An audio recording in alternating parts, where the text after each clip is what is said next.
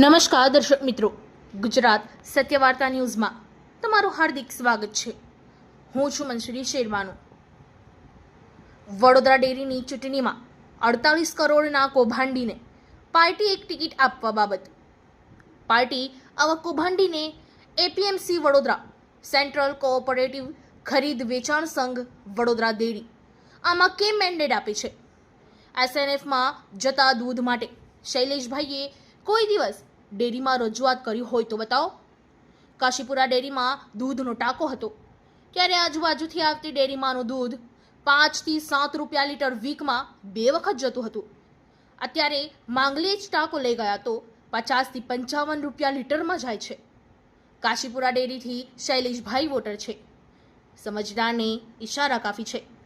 Zone 3ના દૂધ ઉત્પાદકો પ્રમુખો પર દબાણ લાવી પાર્થિવ પટેલને વોટ ના કરવા દબાણ કરો। પાર્ટી ગાઈડલાઈન પરની વાત કરતા હોય તો એપીએમસીએ વડોદરામાં અલ્પેશભાઈ શાહના પાર્ટી મેન્ડેટ હોતું છતાં ક્રોસ વોટિંગ કરાવી શૈલેષભાઈએ હરાવ્યા હતા। અશોકભાઈને જિલ્લા પંચાયતની ચૂંટણીમાં વોટ બીજાને આપી એક વોટની કિંમત નક્કી કરવાનું કામ પણ આ પાર્ટી પટેલે જ કર્યું હતું। આજના મુદ્દા એવા છે કે જે ડેરીની અત્યારે જે ચૂંટણી ચાલી રહી છે એની અંદર મૂળ મુદ્દો છે કે જે આ લોકોને પાર્થ પટેલને જે મેન્ડેટ હતો, શૈલેષભાઈને મેન્ડેટ હતો, છતાંય ચેન્જ થઈને પાર્થ પટેલને મેન્ડેટ આપ્યો। અમે ઘણી રજૂઆતો કરી પાર્ટીમાં, પણ પાર્ટી એવું કીધું કે ના ભાઈ આને જ મેન્ડેટ આપશે, અમારો વાંધો નથી, એમને ભલે મેન્ડેટ આપ્યો। પણ અમારું કહેવાનું એક છે કે જે દૂધ ઉત્પાદકો છે એમને મારે એક વસ્તુ કહેવી છે કે જે તમને આજ સુધી તમારું દૂધ 5 રૂપિયા લીટર એસએનએફ માં જતું હતું, ત્યારે કોઈ દિવસે શૈલેષ પટેલે આના માટે કોઈ જગ્યાએ રજૂઆત કરી હોય તો કહો। તમે એક વસ્તુ વિચારજો કે આજે થોડા ઘણા પૈસાની લાલચ આવશે, પણ કાલે તમને 5 વર્ષ સુધી એ લોકો ચૂસશે। હું તમને એનો એક સીધો સાદો દાખલો આપું। આજ કાશીપુરા દૂધ ઉત્પાદક મંડળીની અંદર શૈલેષભાઈ ત્યાંથી સભાસદ છે, ત્યાંથી જ એમનું ચૂંટણીનું એ ભરાય છે ફોર્મ, અને એ ફોર્મ ભરાયેલ એ મંડળીની અંદર એક ટાંકો હતો, દૂધ કલેક્શન સેન્ટર હતું, કે આજુબાજુના ગામડાનું દૂધ કલેક્શન ત્યાંથી થતું હતું। અઠવાડિયામાં 2 દિવસ 2 રૂપિયા 5 રૂપિયા લીટર દૂધ જતું હતું એ જ મંડળીમાંથી, કારણ કે ઘણી મંડળીઓ એના કારણે બંધ થઈ ગઈ છે। અને એ મંડળીઓ બંધ થવાનું કારણ ખાલી ને ખાલી એ ત્યાંનું મેનેજમેન્ટ, અને મેનેજમેન્ટમાં શૈલેષભાઈ હતા।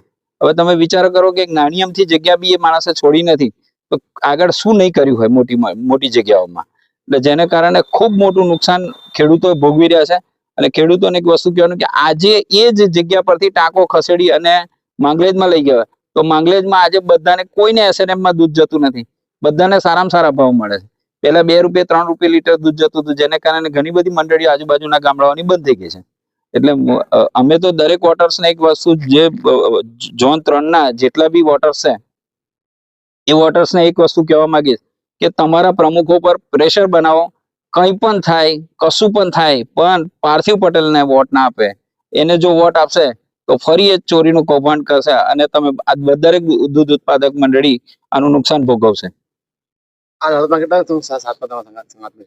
મારી સાથે જો કોઈ હોય કે ના હોય એ બધું સેકન્ડરી મેટર છે, પણ હું એવું વિચારું કે એક દૂધ ઉત્પાદક, હું પોતે પણ એક ગાય રાખું છું, મને ખબર છે કે એની પાછળની મહેનત કેટલી છે, અને એ પુષ્કળ મહેનત પછી જયારે દૂધ ઉત્પાદન થાય અને જયારે 3 રૂપિયા 4 રૂપિયા લીટર દૂધ જતું હોય, ત્યારે એમ થાય કે ભાઈ માણસ પોતાના ઘર માટે દૂધ ના રાખે, પોતાના બચ્ચા માટે દૂધ ના રાખે, અને દૂધ મંડળીમાં દૂધ ભરી આવતો હોય અને એની અંદર આવા ગફલા થતા હોય, તો આ ખરેખર બહુ ખોટું છે। અને આ ચીટર કંપનીના માણસો છે, કારણ કે જેઓ 48 કરોડ જેવી માતંબર રકમના ડિફોલ્ટરો છે, આજ દિન સુધી એ લોકોએ કોઈ વસ્તુ કર્યું નથી। સેકન્ડરી એક વસ્તુ એવી બી છે કે એમને એક મેસેજ આપેલો કે ભાઈ પાર્ટી વિરુદ્ધ જઈને આ લોકો જે સામેવાળા બીજા બધા કામ કરે છે, તો હું એક વસ્તુ કહીશ કે શૈલેષભાઈ એપીએમસીમાં અલ્પેશ શાહ પાર્ટીએ જ આપેલો મેન્ડેટ હતો, છતાંય પાર્ટીની અવગણના કરી અને અલ્પેશ શાહને હરાવેલા છે આ ભાઈએ।